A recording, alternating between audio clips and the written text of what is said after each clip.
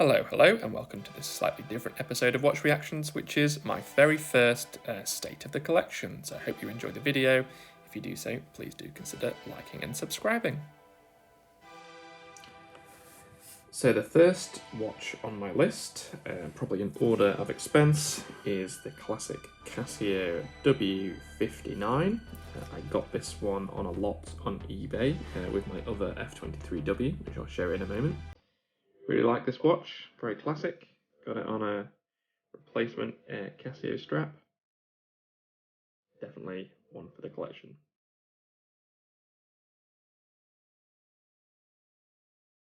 Second in my list of Casios is this awesome F23W. I think this watch was first around from 1984, which was my birth date. This is not the original strap. As I understand, most of those perished a long time ago. This was actually a replacement replica strap I got from a vendor that does these sorts of things in Spain. Just about captures the original aesthetic. I love the kind of blue and white pops that come out on this one, very 80s. So yeah, really pleased with this watch. I think it looks really cool.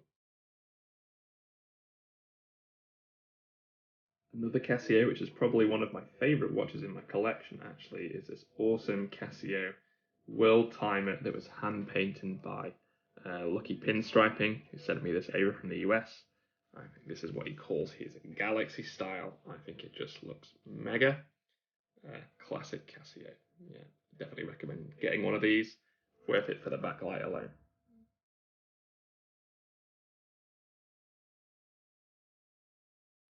Continuing the classic digital watch theme is this IRONMAN Triathlon from Timex, which was one of my first watches I had as a kid. This is not the original one that I had.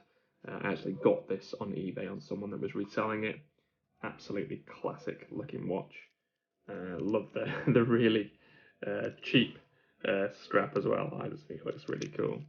And to show you the case back there, you can see I'm IRONMAN Triathlon, 100 meters water resistant, ace watch. I really like the display, all of the classic things in there. Chrono, timer, alarm, and so on. So yeah, cool fun, cool watch.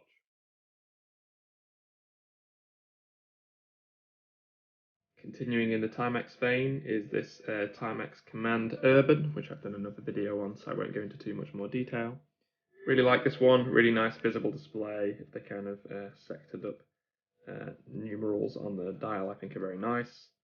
I regret saying that it was a potential replacement for G-Shock. That got me a few dislikes on that video, but I like this watch and recommend it.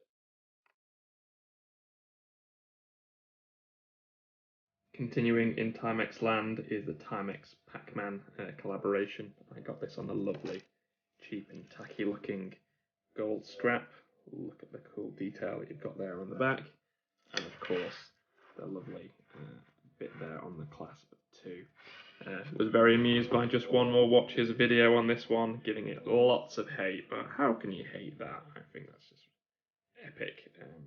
And of course, the classic alarm. Can't do a video without the alarm.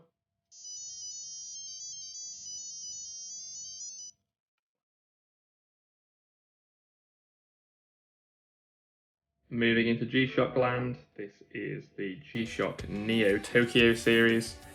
Picked this one up after seeing the Time Teller do an episode on this one. Just loved the aesthetic straight from Akira, which I didn't actually watch as a kid, but I liked the aesthetic of it. Far too big for me, but I really like the look of it. So that's the G-Shock Neo Tokyo.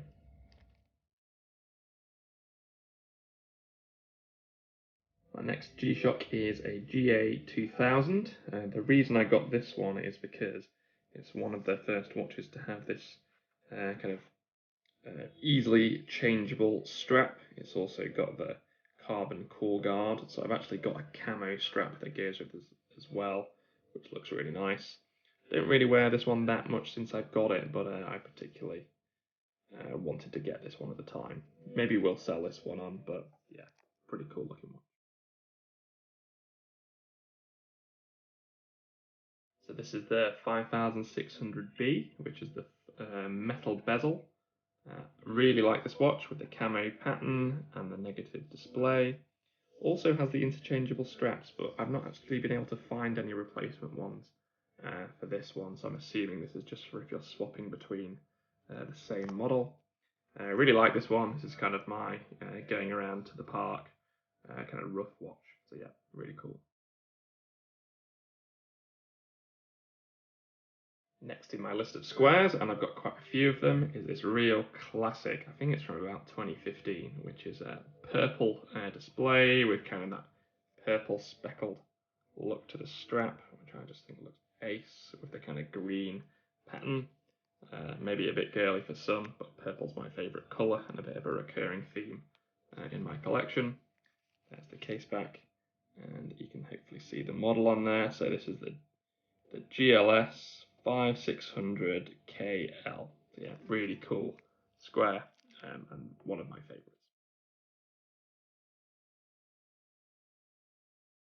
Continuing with the squares, you've got to have a full metal one, and for me, as someone that's a bit retro, had to be the TRON.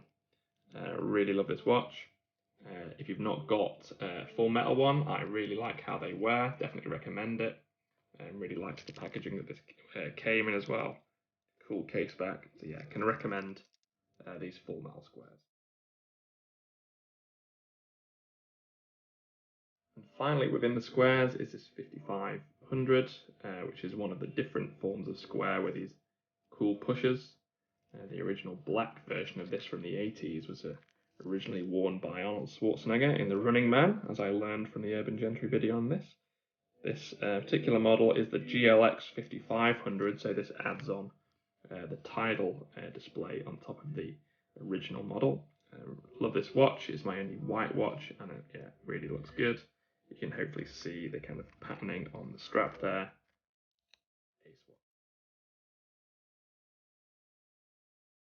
Now I'm a big boxing fan, so as soon as I saw that G-Shock had an EVERLAST collaboration, had to get my hands on this one.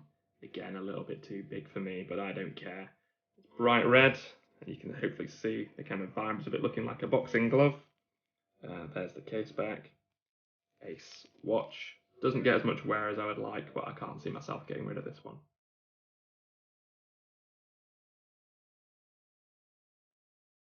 Now this one's the absolute jewel in my G-Shock collection, which is the King Nerd collaboration.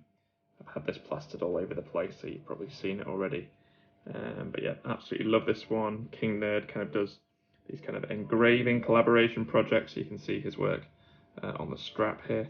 Nothing interesting on the case back, which is a slight disappointment. I think it's essentially the normal base model with a cool strap. But again, excellent looking watch.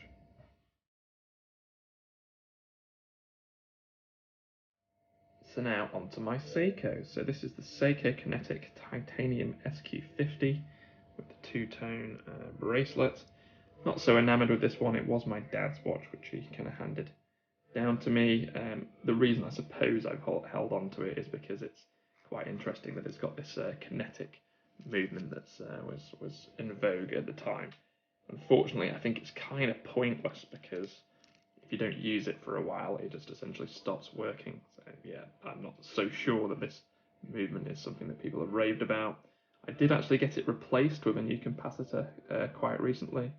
So if anyone's desperate to get their hands on one of these, I'd be happy to sell it to you at probably a decent price.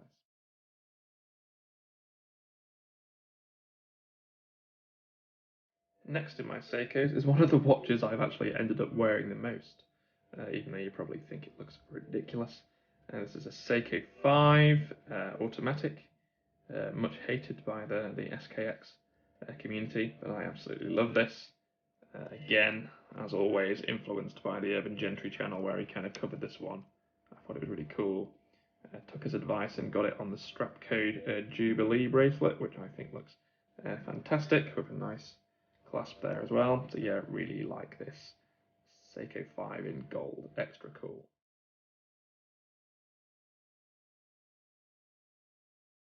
Now this is probably the most valuable watch I own in my collection, which is my dad's original 1975 6105-8110, or Captain Willard, as made famous by Martin Sheen wearing it in Apocalypse Now, amongst many other factors.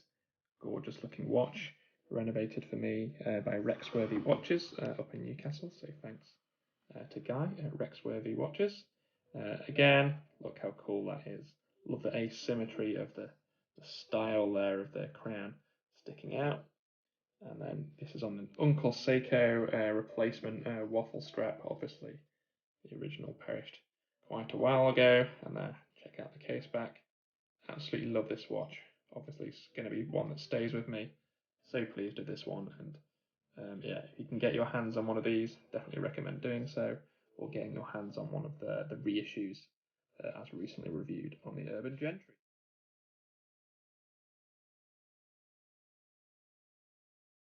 So my penultimate Seiko, which I kind of have penned as my dress watch, is this Seiko Lord Quartz, all the way from 1979. I was inspired to get this by a review of the Boulder Watch Collector, and I thought this just looked really cool. This is the one down from the King Quartz and the Grand Quartz from that era in Japan, often worn by middle management. But I think it looks really ace, and I love that kind of integrated bracelet. And again, the dimensions are perfect for a nice skinny wrist like mine. Pretty scratched up, as you can see there, but all the way from 1979, I think it's looking okay.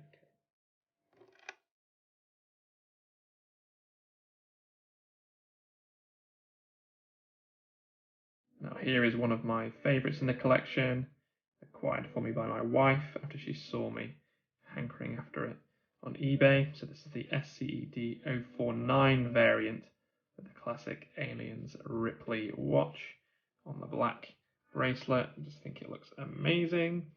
This bracelet is awful to resize, so I never want to have to do that again. One of the coolest things about this is, of course, the chronometer. Check this out with the split, whoop, and then let it catch up, way, and it does so. Stop, and then a smooth sweep back to the beginning. So absolutely love this Seiko, and no one's ever going to take this one away from me. And it would be terrible if I didn't get the case back in there. So this one is 121 300 Giugiaro, absolute classic.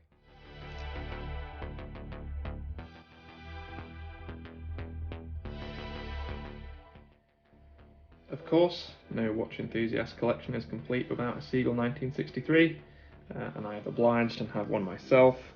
Obviously, threw straight out the original NATO strap that it came on. I think this is one of the most photogenic watches there is actually. Look at that, it just looks fantastic. Of course, pièce de résistance is the awesome column wheel chronograph movement you can see in the back there. I think it just looks gorgeous.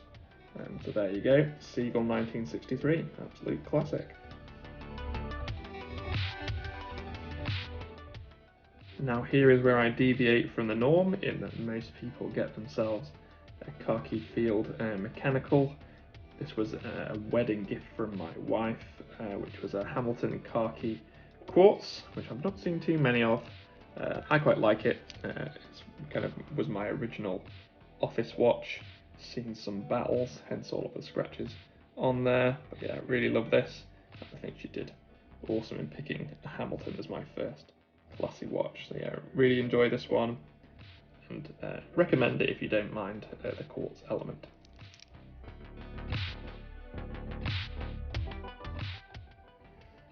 And the final watch in my collection, and the one that kind of really got me going in this hobby more vociferously, is my Oris Big Crown Pointer date. So this was the 80th anniversary version of this with the bronze, becoming nice patinaed now. You can hopefully see some of that there. I've taken this off the original strap, which perished pretty quickly. That's one of the kind of criticisms I have of this, is the original calfskin watch strap does look really nice, but it seems to come apart at the seams quite quickly. But the watch itself, just so gorgeous. I love the complication as well with the pointer date.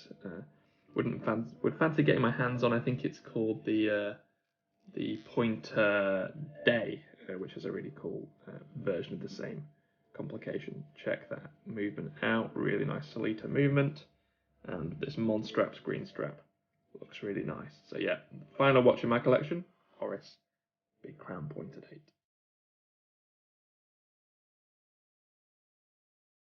So thank you for watching this State of the Collection video on the Watch Reactions channel. If you mind to do so, please do consider liking and subscribing, and you can follow me on Instagram at Watch Reactions. Have a great rest of your day.